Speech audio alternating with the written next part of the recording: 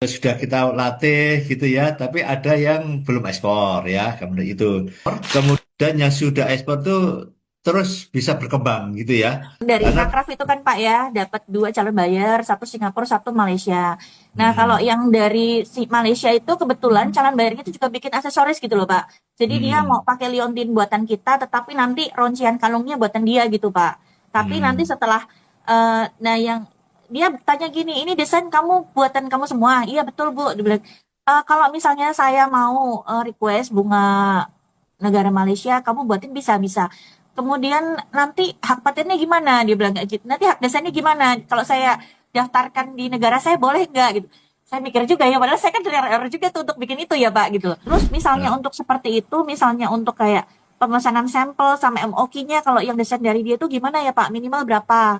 Terus tadi Pak masalah isu masalah hak cipta tadi itu baiknya gimana Pak? Saya jawabnya ya saya juga masih belum punya pengalaman ini kalau hal yang seperti itu gitu. Soalnya yang dari Singapura juga tanya juga kan kemarin juga sama Pak tertarik sama orchid yang dulu orang yang apa beli kemarin di Inacraft juga beli sampel orchid itu Pak satu set yang tadinya mau dibeli sama Perancis akhirnya dibeli sama Singapura itu Pak di Inacraft.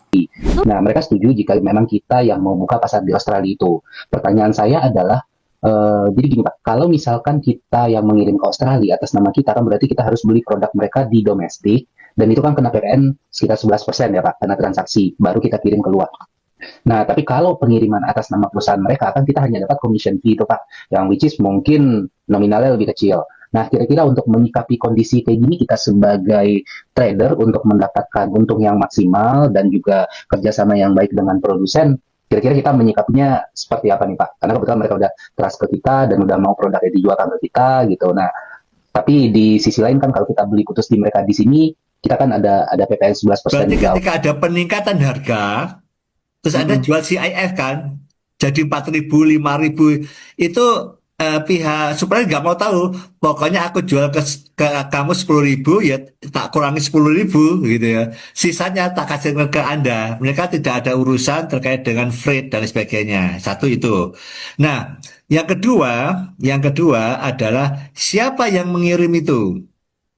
Bisa Mhm. jadi Anda juga ikut terlibat pengiriman. Anda ngatur, ya. Jadi kan dia pesennya 80 ton. Kemudian dengan peraturan DHE itu kan eh, kalau 250.000 US dollar kan Ya. ditahan 100% di bank selama 1 tahun. Hmm. Nah saya bingung. Lah kalau ditahan saya bayar supplier pakai apa? Itu Anda harus mengikuti, mengetahui kemampuan perusahaan Anda.